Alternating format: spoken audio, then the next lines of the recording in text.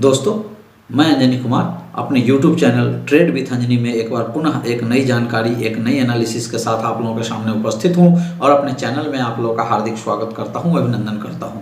दोस्तों, आगे बढ़ने से पहले मैं आपको याद दिला दूं कि स्क्रीन पे जो डिस्क्लेमर है उसको पढ़ के ही आगे बढ़े ताकि कोई मिसअंडरस्टैंडिंग ना हो, मिसकम्युनिकेशन ना हो। साथ ही साथ दोस्तों वीडियो को पूरा देखें ताकि आपको पूरी जानकारी मिल सके। दोस्तों, यह वीडियो आपके लिए बहुत इंपॉर्टेंट है। जैसा कि आप जानते हैं, समय समय पर मैं रिसर्च करके अच्छी कंपनियों का स्टॉक आपके लिए लाता हूं, इन्वेस्टमेंट आइडियाज़ लाता हूं ताकि आप लोग ज़्यादा मुनाफा कमा सकें। उसी सीरीज में आज मैं एक बहुत ही बेहतरीन स्टॉक लेके आया हूं, पोर्टफोलियो स्टॉक लेके आया हूं और वह स्टॉक आप लोगों को बहुत ही अच्छा मुनाफा कमा के देगा, ऐसा मेरा विश्वास है। तो इसके लिए वीडियो के अंत तक बने रहिए और देखते रहिए कि आखिर वो कौन सी कंपनी है।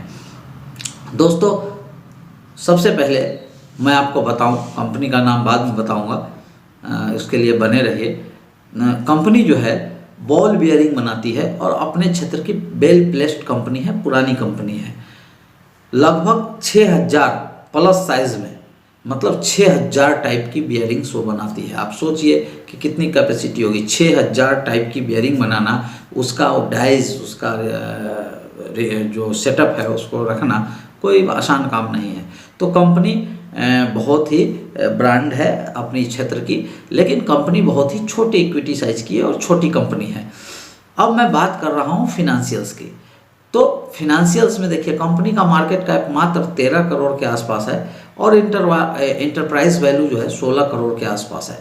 कंपनी का जो फ्री फ्लोट शेयर है, टोटल नंबर ऑफ शेयर है वो मात्र 35 लाख है। तो जब शेयर्स की संख्या कम होती है तो वो शेयर बहुत ही तेज़ी से बढ़ता है और बहुत ही तेज़ी से गिरता है, आपको पता होना चाहिए।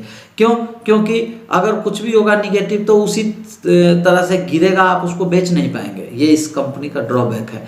और अगर बढ़ेगा तो इतनी तेज़ी से बढ़ेगा कि आप खरीद नहीं पाएंगे। तो दोनों छोटी कंपनियों में ये प्रॉब्लम रहती है, इसीलिए इसे ब्लू चिप कंपनी नहीं कहा जाता है। ये जो है ये बहुत ही हाई रिस्क कंपनी होती है। चलिए आगे बढ़ते हैं कि इसका फेस वैल्यू 10 रुपया है। कंपनी करंट में 38 रुपया 30 पैसा के प्राइस पे ट्रेड कर रही है, लेकिन कंपनी का बुक वैल्यू कितना है मालूम है आपको? 144 रुपया। 144 रुपया, 38 रुपये का प्राइस पे मिल रहा है। बुक वैल्यू 144 रुपये के आसपास है। जी हाँ। और डेट कंपनी के पास मात्र 5-5.5 करोड़ का डेट है। आप बोलिएगा 13 करोड़ की तुलना में 5.5 करोड़ का डेट कम थोड़ी होता है, लेकिन कंपनी के पास लगभग 3 करोड़ का कैश भी है। Company almost debt free company है और डेट इक्विटी रेशियो 0.1 के आसपास है। तो company almost debt free company है।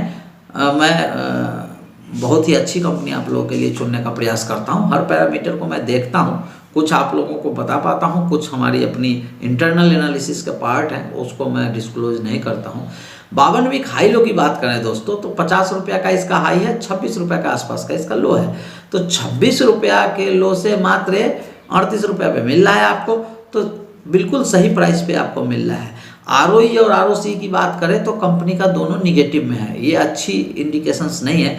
और सेल्स ग्रोथ भी कंपनी का निगेटिव में है, लेकिन मुझे लगता है कि यहाँ से एक बहुत ही अच्छा ग्रोथ आने की संभावना है। कंपनी लॉस में चल रही थी, कोरोना में तो सभी कंपनियाँ लॉस में थी, तो ये धीरे धीरे प्रॉफिट में आ गई है। पिछले 2 क्वार्टर से प्रॉफिट जनरेट कर रही है, इसलिए इस कंपनी का चुनने का एक लॉजिक ये भी है। बिल्कुल सही एंट्री पॉइंट है, यहाँ पे आप एंट्री ले सकते हैं, लेकिन आगे बताऊंगा और क्या करना है।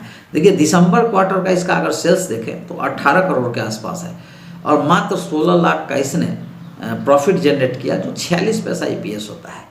पूरे फिनेंशियल ईयर 19-20 की बात करें तो 71 करोड़ के आसपास सेल्स है, जिसमें 1 करोड़ 37 लाख रुपया का लॉस जनरेट किया था और लगभग 4 रुपये का निगेटिव EPS जनरेट किया था। इसके बावजूद भी कंपनी कैश पे बैठी है और बहुत ही अच्छे कंडीशन में है। 2019 में कंपनी ने 50 पैसा का डिविडेंड भी दिया था और उससे पहले भी जब आप हिस्ट्री देखेंगे तो कंपनी कंटिन्यूअस डिविडेंड देती है अगर इसको प्रॉफिट होता है तो कंपनी इस दृष्टि से भी बहुत ही अच्छी है। ऐसी कंपनी माना जाता है कि उसके पास पैसा है तभी तो डिविडेंड दे रही है। तो ग्रोथ प्लस डिविडेंड, कंपनी अगर ग्रोथ नहीं कर पाती है तो जो प्रॉफिट की पैसा होती है तो पैसा कंपनी शेयर होल्डर को बैक कर देती है डिविडेंड के रूप में। तो ये बहुत ही अच्छी बात है। आगे बढ़ने से पहले मैं पैलेस ब्लू लाए हैं आपके लिए एक नया 2 तरफा रेफरल प्रोग्राम। आप और आपके दोस्तों को ये प्रोग्राम बहुत पसंद आएगा। तो ये है क्या? हर कामयाब रेफरल के लिए आपको अपनी ब्रोकरेज पर 10% कैशबैक मिलेगा पूरे 30 दिन तक। आपको 10% लाइफ टाइम कमीशन भी मिलेगा अपनी रेफर दोस्त की ब्रोकरेज पर। दूसरे सक्सेसफुल रेफरल के साथ आपका 10% कमीशन 30 और दिन के लिए टॉप अप हो जाएगा। इससे आपको 10% कैशबैक पूरे 60 दिन तक मिलेगा। भूलिएगा नहीं, इसके ऊपर आपको हर कामयाब रेफरल के लिए 10% लाइफ टाइम कमीशन भी मिलेगा। है ना कमाल की बात? मगर इसमें दो तरफा क्या है, तो सुनिए। आपके रेफर दोस्त को भी 30 दिन तक के लिए 10% कैशबैक मिलेगा। इस दो तरफा रेफरल प्रोग्राम में लाभ ही लाभ है। तो आज ही अपने दोस्तों को रेफर करें और जीवन भर पैसे कमाएं।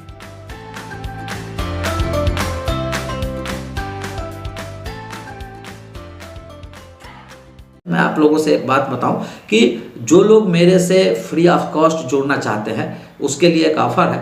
वो डिस्क्रिप्शन बॉक्स में दिए गए एलाइस ब्लू के ब्रोकर के लिंक से एक डीमेट अकाउंट, ट्रेडिंग अकाउंट खोले और उसके साथ साथ उसको एक्टिवेट करें, उसी के थ्रू ट्रेडिंग करें और उसके बदले में आप मेरे से जुड़ जाएंगे और मैं 1 साल तक आपको free of cost technical advice दूंगा। फ्री ऑफ कॉस्ट जो भी आप पूछेंगे आपको मैं ज्ञान दूंगा फ्री ऑफ कॉस्ट।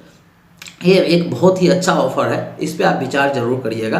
अगर आप किसी ब्रोकर के थ्रू ट्रेड कर रहे हैं तो आप उसको छोड़ भी सकते हैं। साथ ही साथ मैं आपको बताऊं कि एलाइस ब्लू एक आप लोगों के लिए भी ऑफर लेके आया है, 2 वे रेफरल प्रोग्राम। इसके थ्रू जो आपके लिंक के थ्रू जो भी ब्रोकर अकाउंट, डीमेट अकाउंट खुलेगा, उन सभी का टोटल लाइफ टाइम 10% ब्रोकरेज जो होगा वो आपको कमीशन के रूप में दिया जाएगा लाइफ टाइम। तो ये एक बेहतरीन ऑफर है, इसके लिए आपको एलाइस ब्लू के साथ भी जुड़ना चाहिए और मेरा ऑफर भी बेहतरीन है, इसलिए निश्चित रूप से मेरे साथ भी जुड़ना चाहिए। जो नहीं जुड़ना चाहते हैं उनके लिए धन्यवाद, जो जुड़ना चाहते हैं उनके लिए सुस्वागतम। दोस्तों आगे बढ़ते हैं कि जो शेयर होल्डिंग पैटर्न है वो भी इसका बहुत ही आकर्षक है। देखिए 33.8% के आसपास इसका प्रमोटर होल्डिंग है।